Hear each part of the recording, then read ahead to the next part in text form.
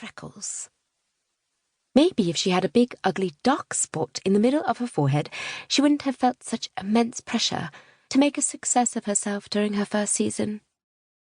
For she wasn't just expected to fill her dance card. Oh no. Lady Edgecombe's aspirations for her daughter were much, much higher than that. Scarlett was expected to do no less than procure multiple offers for her hand before the season was halfway through. The higher the title, the better. Her mother already had her sights set on Lord Garrett Green, the Viscount of Hatfield. His was the first name on her handwritten list of eligible bachelors she kept tucked away inside her writing desk. The list ran the gamut from Duke to Viscount. A Baron was considered far too common, with little notes scribbled beside each name such as due to inherit soon and wealthy but poor health. Scarlett was tempted to write little notes of her own. Boring and pompous were two that came immediately to mind. But thus far she'd resisted the urge. There were some battles that could not be won, no matter how hard you fought, and this happened to be one of them. It did not matter to Lady Edgecombe what qualities Scarlett was looking for in a husband. It really did not matter that she wasn't looking for a husband at all. Her mother knew it was best, and that was the end of that. "Did you bake all of this yourself?" she asked the boy politely. He could not have been much older than 17 or 18, perhaps 20 at the most. He still had a gangly look to him, although his broad jaw and prominent nose hinted at the man he would soon become. Dark hair stuck out from beneath an old wool cap in licks and curls. His cheekbones were high and rather distinguished, and his eyes were the most unusual shade of deep blue. He looks like a wolf, Scarlett thought fancifully. Strong, wary, and just a bit feral. "My father and I did," he said shortly. "If you're not going to buy anything, you need to step aside, for those who are. You're holding up the line." Rather a lot feral.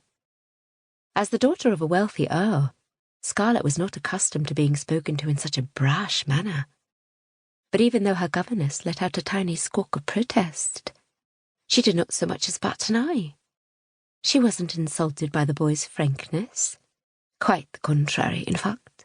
His candour felt like a fresh breeze in a room heavy with the scent of cologne. Cologne that belonged to men stumbling over their own tongues, trying to pay her a compliment she had done nothing to earn. One could only have their hair compared to the bright gleam of the morning sun, or their skin likened to a glowing pearl plucked from the depths of the ocean so many times, before flattery began to lose its authenticity, particularly since Scarlett knew it wasn't her appearance her suitors were complimenting. It was her dowry. £20,000 to be handed over to the first man who managed to charm a ring onto her finger. It was an embarrassingly large sum, and when she'd begged her father to lessen, but as usual, he had refused to listen. "My little girl will have the best husband money can buy," he told her time and again, as if a husband were a pair of shoes or a necklace that one could walk into a store and purchase.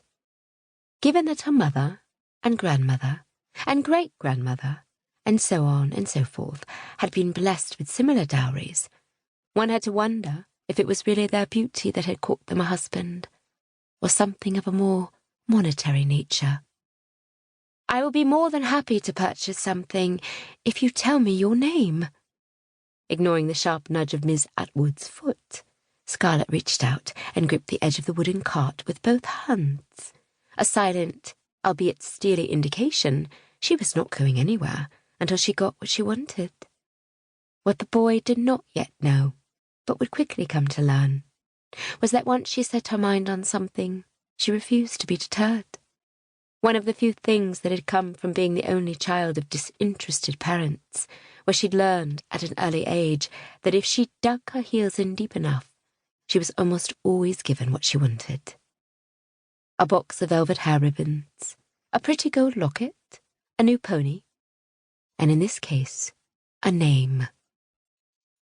The boy's eyes narrowed until they were nothing more than thin slits of blue.